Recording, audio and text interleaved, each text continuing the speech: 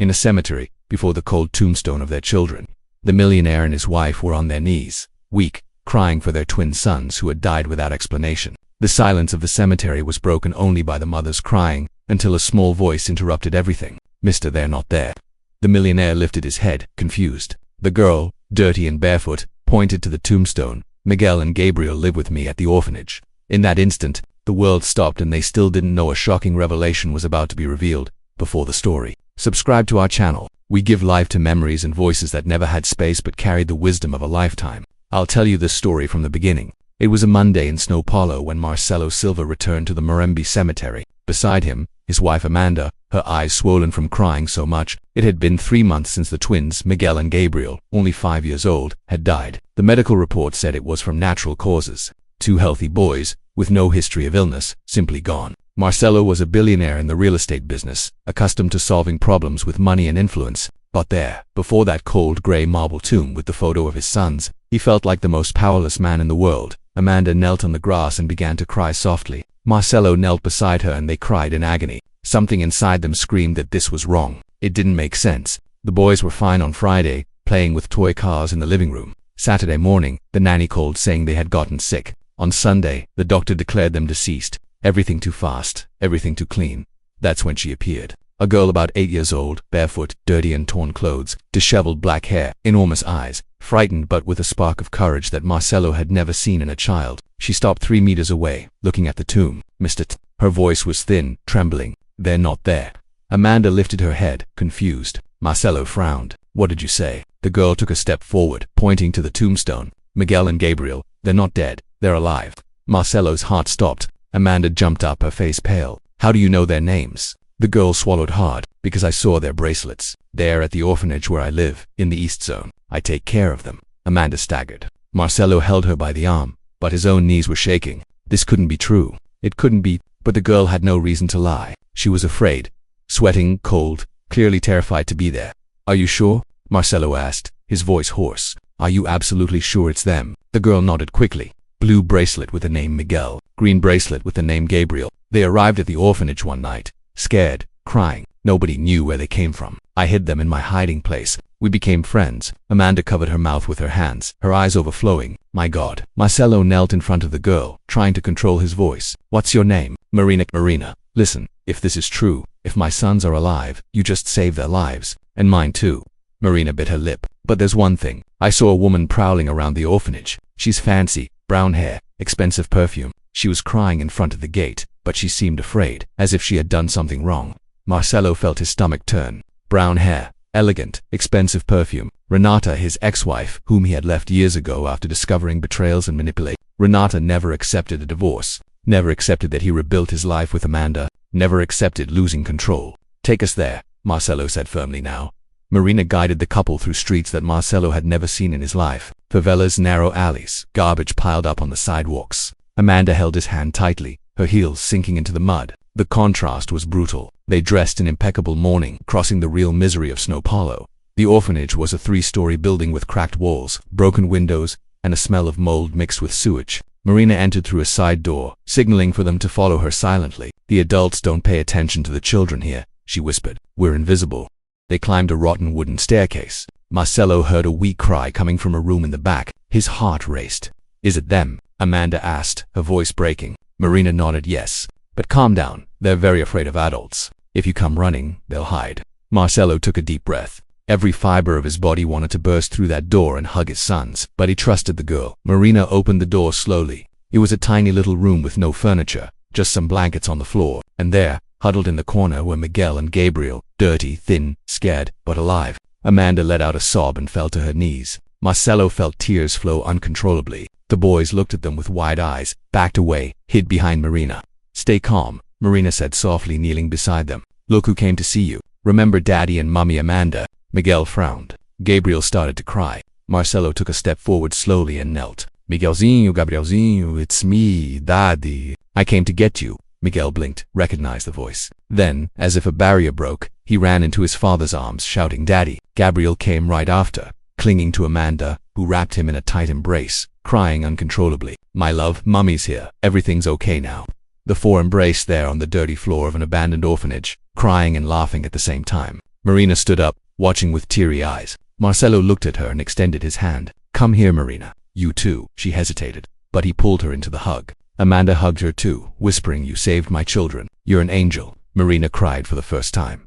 But the story was far from over. While they calmed the boys, Marina told everything. How she saw a white car stop in front of the orphanage one night. How two men brought Miguel and Gabriel crying and dumped them there like they were trash. How she hid them in her secret refuge, sharing the little food she could get, protecting them from other adults. And how days later an elegant woman started prowling around the place. She cried a lot, Marina said. But it wasn't the crying of someone who lost someone. It was the crying of someone who did something bad. Marcelo clenched his fists. Let's get out of here now. It's getting late and dangerous. Tomorrow morning we'll come back. He picked up Miguel. Amanda picked up Gabriel. Marina guided them back, attentive to every sound, every shadow. When they reached the car, Marcelo put the boys in the back seat and said, Marina, are you coming with us? She widened her eyes. But I live at the orphanage. Not anymore, Amanda said, holding her hand. From today on, you're part of this family. Back home, Marcelo bathed the boys, fed them carefully, and put them to sleep in the guest room bed with Marina beside them. They could only relax with her nearby. Then Marcelo went to the office. Amanda was there, surrounded by papers, the medical reports, the death certificates, the hospital reports. Look at this, she said, pointing. The times of death are identical on both certificates down to the minute. That's impossible. Marcelo picked up another document. The doctor who signed, Dr. Claudio Mendes. I've never heard of him. Amanda opened the laptop and typed the name. Nothing. No record in the Regional Medical Council. He doesn't exist, she whispered. Marcelo's cell phone vibrated. A message from an unknown number. You should have left it alone. He showed Amanda. She turned pale. They know we found the boys.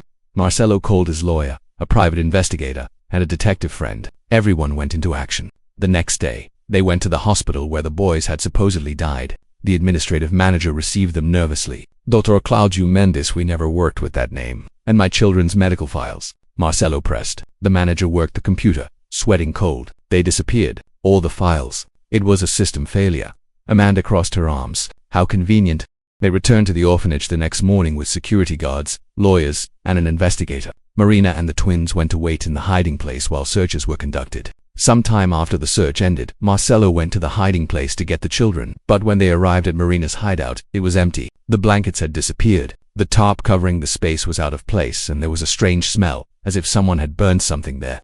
No, Amanda murmured. No. Marcelo entered the room desperately. Large footprints, men's boot prints, and on the floor a piece of torn fabric. He recognized it immediately. It was from the clothes Gabriel was wearing yesterday. They took them again, he said, his voice trembling with rage. The investigator pointed to marks on the floor. They were dragged, and the footprints go to the forbidden area of the orphanage. Nobody goes there. Marcelo didn't wait. He ran out. The forbidden area was a dark corridor full of rubble and rats. Marcelo followed the tracks, Amanda and the security guards behind him. They found a piece of torn children's blanket, and then something that made Marcelo's blood run cold. A gold brooch with the initials RM Renata Morera. She's involved, Amanda said, her voice firm. She set it all up. Amanda squeezed the brooch in her hand. I'm going to finish her, they continued. They heard sobs. They ran into an abandoned room and found Miguel, Gabriel, and Marina. They were tied up but alive. And beside them, a hooded man. Seeing Marcelo and the security guards, the man dropped everything and ran, escaping through a broken window. Marcelo wanted to chase him, but his children were priority. He and Amanda untied the children, who threw themselves into their arms, crying. He's bad, Miguel sobbed. Marina confirmed, trembling. He said we were going to disappear again. On the floor, Marcelo saw a luggage tag with Renata's address. If you're enjoying the story, subscribe to the channel and prepare for this emotional ending. They ran out of the orphanage, taking the children to the car. But when they reached the parking lot, a white car stopped in front of them. The door opened. Renata got out. She was impeccable, as always. Brushed brown hair, designer clothes, perfect makeup, but her eyes were empty. Marcelo, she said as if commenting on the weather. You were always stubborn. Marcelo placed himself in front of the children. You did this. You set it all up. Renata smiled coldly. Set it up? Of course I did. Did you think I was going to let you live happily without replacement? She pointed at Amanda. You took everything from me. So I took what you loved most. Amanda trembled with rage. You forged my children's deaths on paper. You're a monster. Renata shrugged. They weren't really going to die. Just disappear. Away from you, where I could control them. But this brat, she looked at Marina with contempt, ruined everything.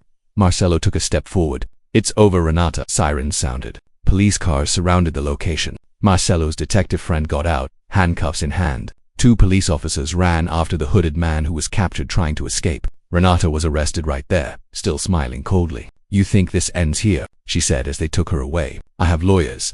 I have money." Marcelo approached, eyes fixed on hers. "I have the truth and my living children." She was placed in the police car and taken away.